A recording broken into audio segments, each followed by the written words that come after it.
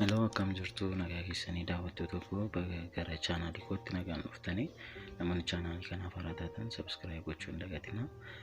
Viidiyoon irra isiniif qabadhee dhiyaadhe appilikeeshinii tokko wajjin wal isin barsiisa. Appilikeeshiniin kun tokko ta'ee faayidaa guddaa fi faayidaa baay'ee kan qabudha. Amma xumuraatti akka waliin turtan kabajaan isin gaafadha. Isin jaalladha.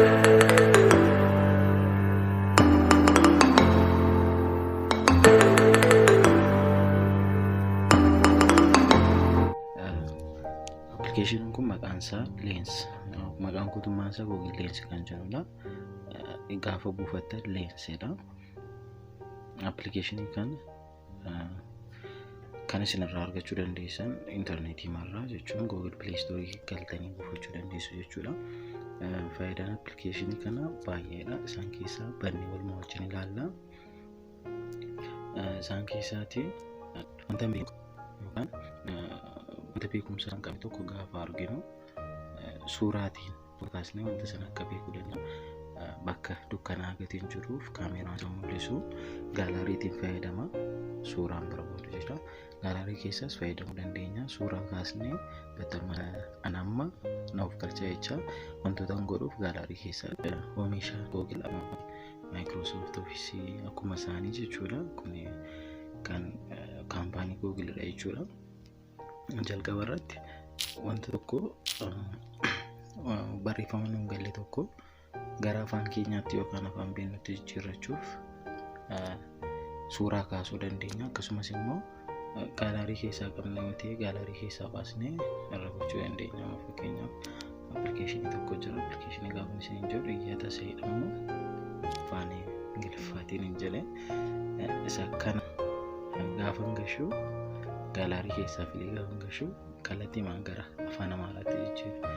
Dhiifama kana fayyadamu gootii fi Google Translator irra afaan Oromoo gatiin hin jirreefidha. Wanti biraan gahamne hin jiru nutis akka Oromootti Oromoo taanee afaan keenya akka bakka kana gochuu hin dandeenya. Walii wajjin jabaannee hojjechuun irra jiraata jechuudha. Ijoollee kana irratti hojjetan akkasiin jajjabeessitan abdiin qaba. Amma barreeffama Ingiliffaa luma tokkotti gara afaan Amaaraatti deebisee jira jechuudha. Akkasumas kun barreeffamoota adda addaadha. Seetingii isaa tokko keessa gaafa gallu barreeffama waraqaa irra lafa jiru jechuudha. Bilbila keenya irratti qabachuu fi akka PDF jechuudha. Qabachuu yoo barbaanne yoo waraqati isaa jiraate suuraa kaasna. Yoo waraqati isaa hin jiru ta'e immoo bilbiluma keenya keessa ammas ani achumaan fayyadama. Barreeffama sammaa fayyadamna ilaalaa aluma tokkotti select godhee kaa'eera jechuudha. Yoon barbaade saawundiitiin dhaggeeffachuu nan danda'a. Yoon barbaade immoo select godhee kaawwachuu nan danda'a jechuudha. Gara sattaanitti dabarramu immoo baay'ee appilikeeshinii ajaa'ibaa fi nama wanta tokko seetingiin kun immoo wanta tokko hin beeknu yoo ta'e seetingii dhiifama suuraa wayii argine yookaan nama wayii argine nama beekamaa yoo ta'e waa'ee nama sanaa baruu barbaadne yoo ta'e suuraa kaasnee yookaan immoo suuraa isaa interneetii irraa buusnee bakka suuraa bannee gashinee eenyummaa nama sanaa baruu dandeenya jechuudha. Fakkeenyaaf suuraa Haacaaluun fayyadama. Akkuma argaa jirtan kun rizaaltii isaa yookaan bu'aa isaa nu baasee jira. Suuraa Haacaaluu gatiin galcheef qofa kunooti viidiyoonni gadhiifamee jiru akkasumas interviewni kanaan dura godhee jiru waa'ee isaa wanta barreeffame Google harkisee nuuf fida jechuudha. Baay'isee gara isa ittaanutti yeroo jennu hojii manaa barattootaaf baay'ee fayyadamanidha.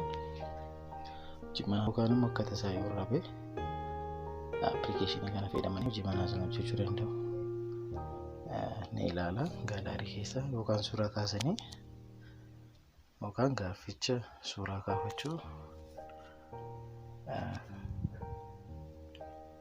as gashitu jechuudha.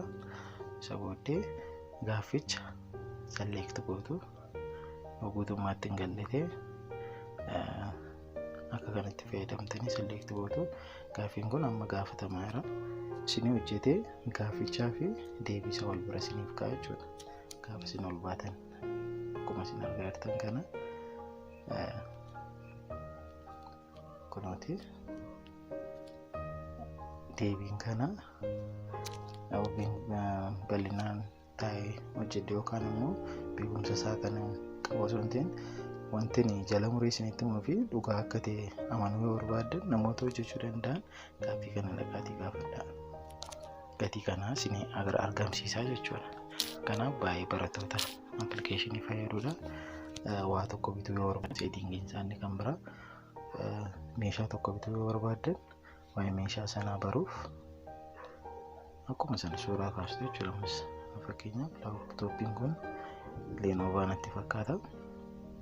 Laaptooppii kana barbaadde yookaan suuraa kaastu yookaan gaalaarii keessaa buufattanii qabaattan gashitu kun akka kanatti gosa isaa fi diiteelii isaa keessa galtanii ilaaluu dandeessu jechuudha.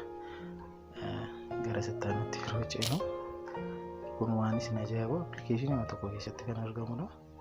Place jechuun bakka waa tokko baruuf bakka jirtan suuraa kaastanii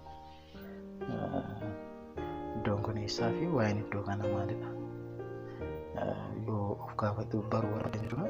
Suuraa kaastu yookaan gaalaarii keessaa waan baasitti kunoo baastanii gashitu isa booddee waa'ee bakka sanaa diiteeliin gadi fageenyaanitu baasii isinii kaa'a jechuudha. Argitanii an suuraa qofan gashee Ethiopian Travel Adventure Travel with OAT akkasumas bal'inaan kan inni jiru gajjallaatti jechuudha. Kana fayyadamtanii appilikeeshinii kana fayyadamtanii waan ajaa'ibaa faayidaa guddaa irraa argattu jechuudha. Fakkaatu kan biraaf like godhaa, isiniin jaalladhaa, yeroo isiniif share godhaa. Waaqayyoon tura.